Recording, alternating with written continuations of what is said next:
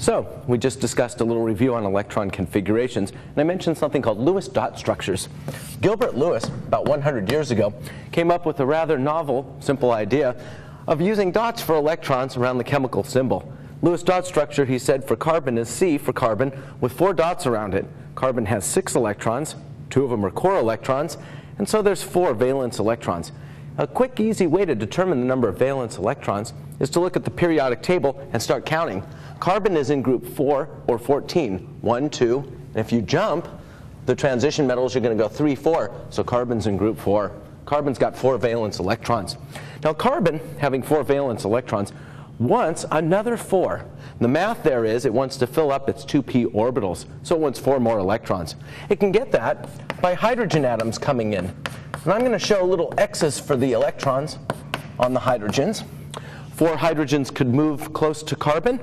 This is a bonding pair of electrons. They're shared between the carbon and the hydrogen, as well as these. So carbon has 8 around it. We can use this old mathematics idea of Venn, V-E-N-N, Venn diagrams showing these 8 electrons are around the carbon. These are shared with the hydrogens on the outside. Hydrogen would like 2 electrons. The idea here is hydrogen has an electron in a 1s orbital, and it can get 1 more by sharing. And so our Venn diagram shows nice symmetry, nice sharing. It's a nice model up on the board, but the board's 2-dimensional. And the board is 2-dimensional, but the molecule is not. Experimental evidence says that this molecule, CH4, methane,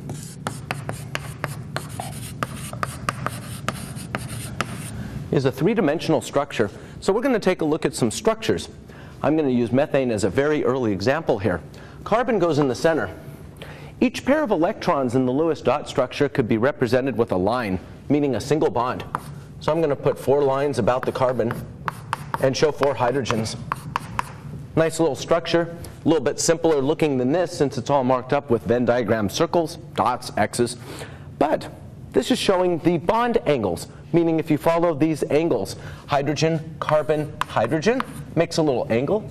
It's 90 degrees. You can clearly see that it's a right angle, 90 degrees. But that's not what we observe in real life. And the justification here is simple. Each line is a pair of electrons, just like over here, a pair of electrons. And these electrons repel each other because they're all negatively charged.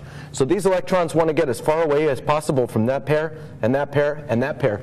So the thing can be thought of as going 2 of these forward, 2 of them back, going into 3 dimensions. And I have some models to show you. The one right up here, it's a nice model for methane. It shows a carbon atom in the center and a couple of hydrogens coming out at you, a couple of hydrogens coming back. These bond angles are greater than 90. If I take this piece of chalk and show 90, you can see, hey, this one's greater than 90. And it's kind of a magical number, magical in the sense that it pops up over and over again. We see it repeatedly, and the number is 109.5 degrees. Let's take a look at some more board work and some more structure. On the website, there's a link to the structure. You can print out a copy and have a look, follow along as we're doing this. At the very top, I've given a few examples, probably about 3, 4, of linear molecules. Let me bring this down. I'm going to jump into this and say chlorine likes to form 1 bond, and using the periodic table up here, I'll show you how to determine how many bonds real quickly. On the right side, these are the inert gases, or noble gases, and they don't like to form bonds, so these form 0 bonds. Fluorine and chlorine quite often form 1 bond. So we've got a trend, 0, 1, and the trend continues. Oxygen likes to form 2, nitrogen 3, and a golden rule of chemistry is carbon 4. So it's very nice to go 0, 1, 2, 3, 4. And it always works for carbon, nitrogen, oxygen, fluorine, and neon, with very, very few exceptions. If you move down the periodic table, for instance, find nitrogen, but drop down to phosphorus P, it's a larger atom. It has electrons in d orbitals and such. So what we're 3p orbitals and such. So what we're going to find is, being larger, having more electrons, it can make more bonds. It is not uncommon for P, phosphorus, to have 5 bonds, and over to the right, sulfur to have 6. So if you remember some simple rules, 0, 1, 2, 3, 4, and phosphorus and sulfur having 5 and 6, you can have a lot of pieces in the toolbox to put molecules together. So chlorine's going to form 1. A couple of chlorines will get together and share a single bond. That would be a linear molecule, just 2 points in space.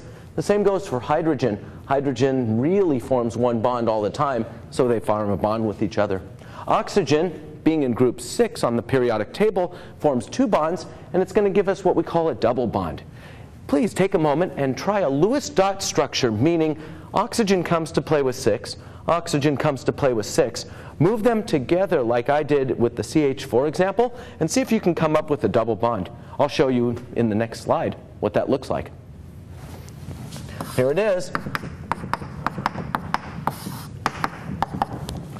You could propose other structures, but this is the best one. The reason it's the best one is because each oxygen comes to play with 6. So I need 12 electrons up on the board, and that's what's here. We've got 4, 4, 4, 12 electrons. Each oxygen needs to share electrons with its neighbor so that it has 8 around it. So I'll circle that oxygen. It has a lone pair, as we call it. A lone pair, meaning it's not shared in a bond, and 4 more for a total of 8. And so does this oxygen. So we have an oxygen-oxygen double bond. Let me show you a little model for that. We have a couple of red spheres representing oxygens, a couple of springs here showing double bond. A double bond is 4 electrons. Each line is a pair of electrons. 2 and 2 is 4. Carbon dioxide. Try the Lewis dot structure on it. You'll find that carbon's in the center, oxygens are on the outside. I know that carbon's in the center because I've done this before. Let me tell you how you can determine carbon's in the center. There are 3 tips, and all 3 usually work. Carbon's in the center because the formula is listed as CO2, as most people know, CO2. And the first letter might sound arbitrary, but it's mostly true. The first letter, C, is the center atom, so you put carbon in the center. Tip number 2, it's unique. There are 2 oxygens, but there's only 1 carbon, so carbon's unique. Put it in the center. Also, carbon's the largest atom. Put the largest atom in the center.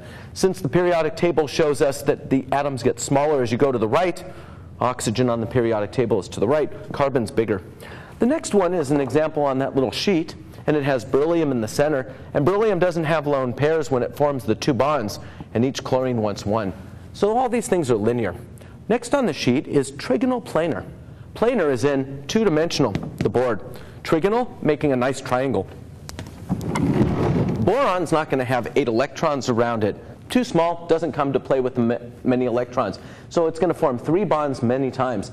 Hydrogen forms a bond, hydrogen forms a bond, hydrogen forms a bond. The bond angles here are said to be 120 degrees, another one, and another one. Total of 360 like a circle. This is a beautiful molecule, flat, looks like a triangle.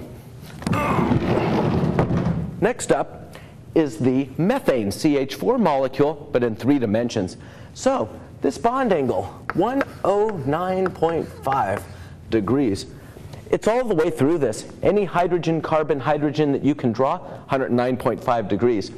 The idea here is a carbon's at the center of a cube, and these hydrogens, they're repelled by each other because of their electrons in the bonds. These 4 lines get as far away from each other as possible. So with 4 things sticking out of carbon, I drew a cube, and the 4 things go to diagonal corners. So I've spread it out as much as possible.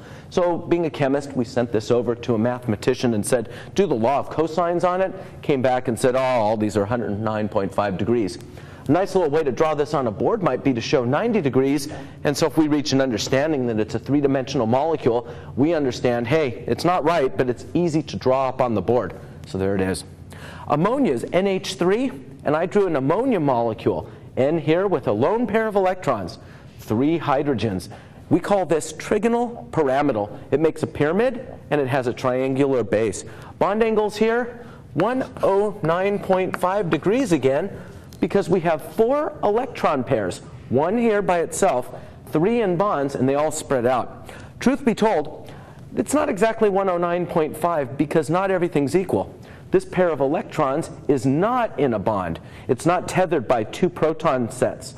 There's protons here, there's no proton up here. This bond has protons here and a proton here, a positive charge, keeping it in check. So in actuality, our model says that pair of electrons spreads out, gets some elbow room, and shoves these hydrogens closer. When we measure this at room temperature and pressure, the actual angle drops a couple of degrees to 107. That turns out to be important because our next example is going to be OH2. OH2, and nobody calls it OH2, it's silly. H2O, water. Oxygen's in the center, so I called it OH2. So maybe we made a mistake a long time ago by calling it H2O. Oxygen's in the center. It comes to play with 6 electrons. 2, 4, 1 here, and 1 here for 6. The other electrons came from hydrogen. Hydrogen brought 1 in, hydrogen brought 1 in. Bond angle here, we have 4 so-called charged clouds, 4 regions of electrons. So 109.5 degrees. As you probably imagine, the players are not all the same. 2 hydrogens, 2 not hydrogens. This is a little bit smaller. Most people like to call it at room temperature and pressure 105 degrees. There's 3 more structures, and I'd like to do one more with you because it's a pretty nice symmetrical one, and that is an octahedral. By the way, octa, 8, hedral, faces. And I'll show you in a moment why this has 8 faces.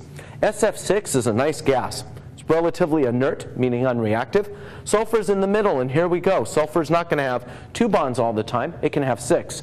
So I drew it with fluorine sticking out. Now I'm not showing 3 lone pairs on each fluorine. Fluorine comes to play with 7 electrons. 6 here that I'm not showing. 1 more to make the bond. Sulfur came to play with 6, so it's putting 1 electron into each of the fluorine bonds. This is beautiful. All these bond angles are 90 degrees.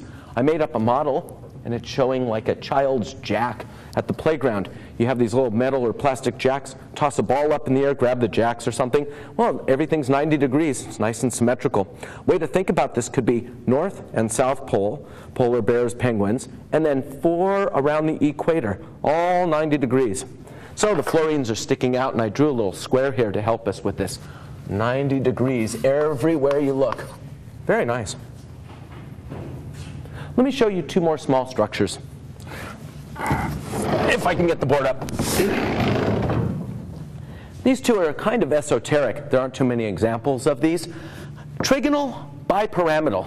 Trigonal, we have a triangle. There are 3 chlorines about the phosphorus making a triangle, and then it's making 2 pyramids. I said I was going to show you a face on the octahedral. Let me show you a face on this one. A face would be a triangle here. We're going to have lots of them here. See if you can make the 8 faces on octahedral. You can pause this, and I'll show you how I did it in just a second.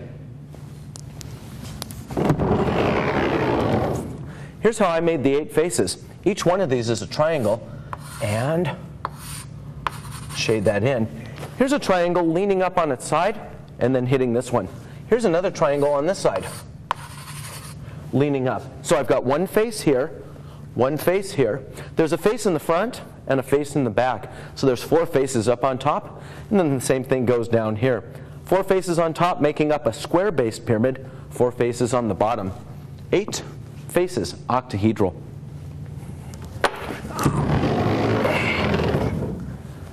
Trigonal bipyramidal is kind of unique in that it has 2 different bond angles.